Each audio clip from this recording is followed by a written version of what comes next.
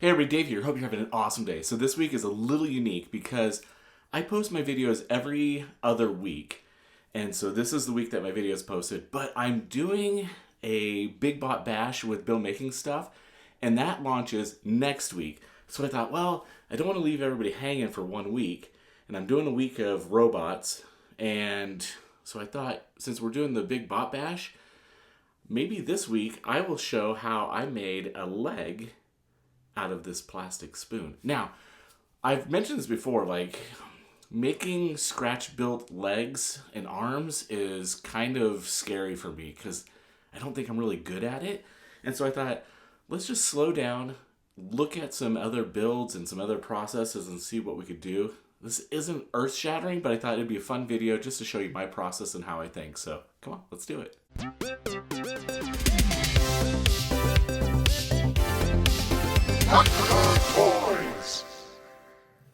Okay, so for the Big Bot Bash, I rolled backwards for legs. So the first thing that came to my mind was the Maschinen Krieger model kits, and if you've never seen them, they're really cool. They got this style where it looks like the legs are maybe backwards, almost like a Chicken Walker Star Wars kind of vibe. So I'm just sketching out kind of the general shape of what they are, just so I have a mindset of where I'm going with this, and also kind of give you an idea of how I want to build this leg. I'm going to be using the Tic Tac bottle up top, you can see in the top of the frame there, as the body, so these legs need to be proportionate to that. So that's kind of where I'm going to be working. So just sketching through this idea, thinking through maybe some of the mechanical parts of it, and see what we end up with. All right, so for the leg, I'm going to use multiple pieces of material here. I've got some wood stock that I'm sanding down to just make sure it's nice and clean. And then I've got the spoon here, just looking at the angle of the leg. I'm looking at these handles and I'm thinking if I double these up, this might be kind of cool. So first things first, let's go ahead and cut the shape. I'm going to use the spoon part for the foot, so I'll save that. Sanding this down and then getting this lined up. I'm actually just cutting just to get it started so I can put it in my little miter box here and actually cut right through that. So now that I got those cut, I'm looking at this and thinking maybe I want this to be just a little bit thicker. So in order to do that, what I'm going to do is take some polystyrene and I'm just going to trace out the shape with the blade. Now the cool thing about the polystyrene is you don't have to cut all the way through it. You can score it 3 or 4 or 5 times. And then once you got it scored, you have these really nice score marks and you can just bend it and break it. Now, the very last piece didn't quite have enough leverage, so I'll use some needle nose pliers and break that off. A little bit of cleanup there, but not a huge deal. I'll just sand that down. Now, these sanding they're just emery boards that I got on Amazon, and they have a grit on both sides, so they're really nice and pretty cheap. So I recommend that if you're looking for a quick little tool tip. All right, so just kind of eyeballing this, seeing how it looks, and I think it does give the leg more volume and shape. My buddy gave me some of this 3M glue just to try. He's like, yeah, try it out and let me know what you think. So I normally use the BSI Bob Industry CA glue, and I use the medium gap fill. I really, really like that, but this wasn't bad. I found it to be a little bit more sticky, and my fingers kept sticking to it. My BSI glue, the medium gap fill, I rarely get my fingers stuck to it. But anyways, just got that glued together now, and I'm just cleaning it up. I want to put like a little, like a hinge or something there. And so I'm going to cut this little wooden dowel, but in order to make it fit, I'm just wrapping sandpaper around it, and that will like carve a little groove, and then I'll be able to cut this down into a smaller piece, and it's going to act as almost like a hinge. It's not actually going to move. I'm going to glue this into place, but it gives it a cool look. So here I'm just dabbing some glue on there. I'll put that little wood piece that I just cut, glue that on. And I'm gluing the upper part of the leg that's going to stick out, just gluing that on there. And I'm starting to get like a little shape here.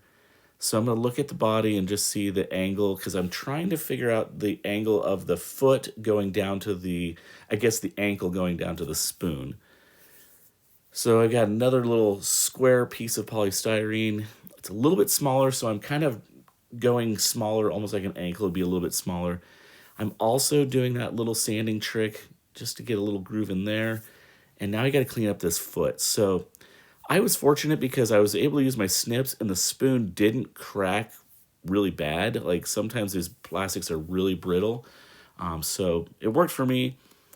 Different spoons might do a different thing, but man, these things, I needed to sand it flat so it would lay, but I could not get a grip on this thing. It kept slipping all over. Actually, the later in the night, I noticed my thumbnail is half gone. I sanded it off, but all right, what I'm doing here is I just marked a little line because I wanted to look like there's a little hinge in the foot. So I did all that sanding and I cut it and I cut that little line crooked. So I'm like, are you kidding me? So I'm going to redo all those steps again because I want it to be right. And this time I did a little line of masking tape so I have a little bit better space to kind of draw my line there. And I'm way happier with that. I'm just cutting a couple of toes in. And what I did was I just drug the saw until it like cut all the way through. And then I marked the spoon where I wanted it. I'm using this little bit heavier gel glue. My buddy gave me this as well. And again, worked great. No major issues.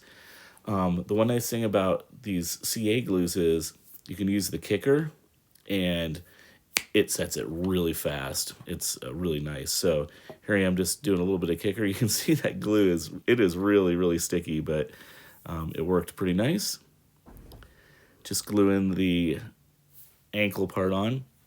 Now I'm drilling a little hole through here with my pin vise, a little hole, because I'm going to put some guitar string just to build this out a little bit more. Now, if you have friends that play the guitar, or if you play guitar yourself, save those strings because, man, they make great greeblies for builds like this.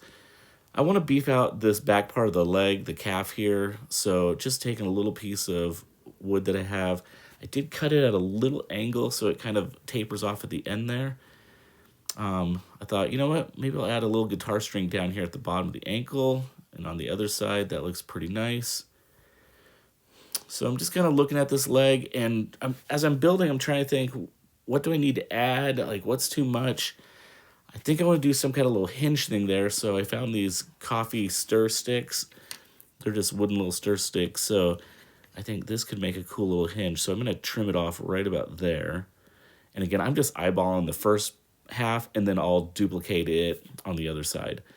So I'll just snip that, and then I'm going to get my sanding emery board out and just kind of shape that. And as you build, you run into these little issues where you're like, okay, that looks cool, but I've got this pretty good gap back here. So you just have to solve these issues as you go. So I just took a small strip of polystyrene, and that's going to fill that gap, and it actually builds out the leg a little bit more, so I don't hate it. I put way too much glue on here, so I tried smearing it around, and you'll see when I put this down, it ends up still being way too much. By the time I was done with this build, I could not feel my fingertips. I had so much super glue on my fingertips, so I don't know. Maybe the BSI, it goes down a little bit thinner, but again, this was fine. So here I am gluing on that little extra hinge thing that I made, and that looks cool. I got this box of little capacitors from work. It was in the e-recycle, so I took the whole box, and it has all these different size little, I think they're capacitors or resistors, but they look like little air canisters on the leg, so I thought, this is cool. I'll just glue 2 on there and see how that looks. I've had a couple people reach out and ask me what these beads are. They're diamond painting beads. They're actually meant for, like, it's kind of like a paint by number mosaic thing that adults can do on artwork. And I found these at Joann's maybe a year or 2 years ago for 50 cents on clearance, but I think you can find them at local craft stores. But they make really nice rivets. They're a nice size, and once you paint over them, they look great. So I just dab a little bit of super glue on those, and then push it on with my X-Acto blade, dip it, and stick it on. They work great. You'll see on the foot here, the second bead, I actually placed it a little high. I went ahead, I did take that off and move it just because I didn't like it. For the line here, I thought it'd be kind of cool if it looked like it had little hinges. So I'm taking a little thin strip of polystyrene and I cut those down and I just glued 2 on there so it looks like a hinge. Maybe that foot looks like it flaps up and down. So this is looking pretty good. Again, I'm just constantly looking at this thinking, do I need to add anything? And I think I want to add some kind of little shock absorber kind of thing, maybe like a hydraulic component of the leg. So I've got a piece of polystyrene tubing, and then I've got a piece of polystyrene rod, and I'm just kind of interlocking those together, gluing them in the correct angles, and that looks pretty great. It gives a nice kind of movement to that. I've got this one little metal greebly. It's some sort of screw insert. I think that looks kind of cool on the end there, and I'm just doing one last inspection. I could add some additional wires and stuff, but I think at this point, I think I want to prime it and move forward. So I went ahead outside, primed it gray, letting it dry. One little fun tip is I did put some double stick tape down and just stuck the foot onto that, and it allowed me to spray paint that super easy. I'm going to use this plastic wood filler here to add a little bit of texture. Now, my buddy Ben at BP Customs, he did something similar to this in a video with a Liquitex like medium, like a matte medium maybe. So I just took this, watered it down, and I'm dabbing it around. And to be honest, at this point right here, I was kind of like, I don't know if this is going to work at all. Might be a little too much. But trust the process, so I went ahead and spray painted it green. And even at this point, I'm thinking, it's a bit much. I'm not sure, so I think I'm going to sand that down. So I went ahead and sanded that down. Come to find out, Ben did the same thing in his video, so I think I'm on the right path here, just knocking that down.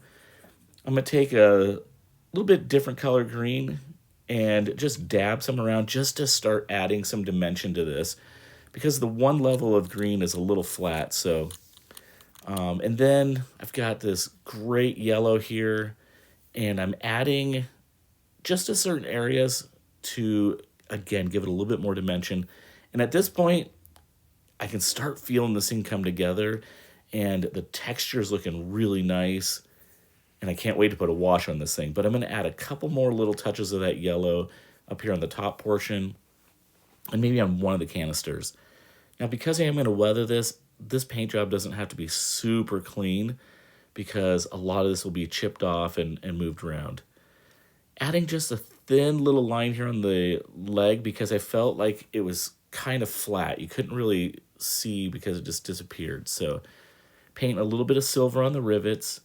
I'll go through and do that on the whole thing, painting this bottom portion of the hydraulic on the leg silver, painting the guitar string silver. You saw me just a second ago, I was scraping off some of that paint. All right, now let's start slapping some black wash on here. This is just a Vallejo black wash, and just kind of lather it on, get a paper towel, start taking that off. At this point, wow, it is like looking really cool. I'm gonna do a little bit of silver on the edge. You could use paint like I'm doing here. You could use a silver marker. There's like chrome pens. There's all kinds of ways to do this. I think there's even some like weathering pencils that you could do this. But these little things add a nice little touch. Here's my Vallejo rust. Again, I do this on a lot of my builds, but you can see already just the layering. Originally was just the green. It felt kind of flat, but you start adding these little colors and a little bit of rust here and a little bit of rust there. It's great. When I'm laying down the rust, I'm thinking about the machine itself, and I'm trying to think, where would rust build up? Where would water build up? How would it set on the robot itself? Does this make sense to put it here in this little line? So I'm trying to think of all those things as I do it.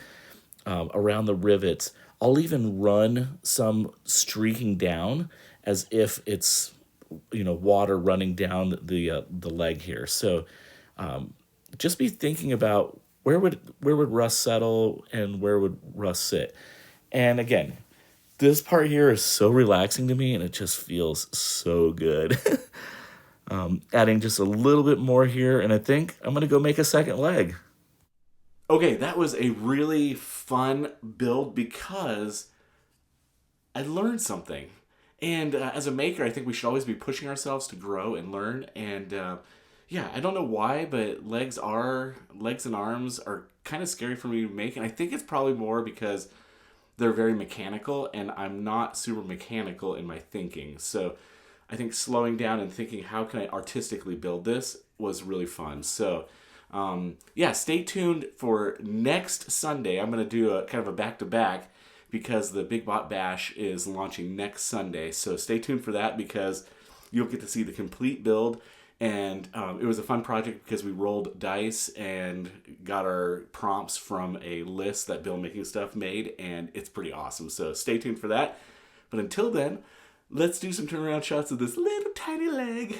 It's so adorable. And as always, it's a great day to be a toy nerd. Have a great one.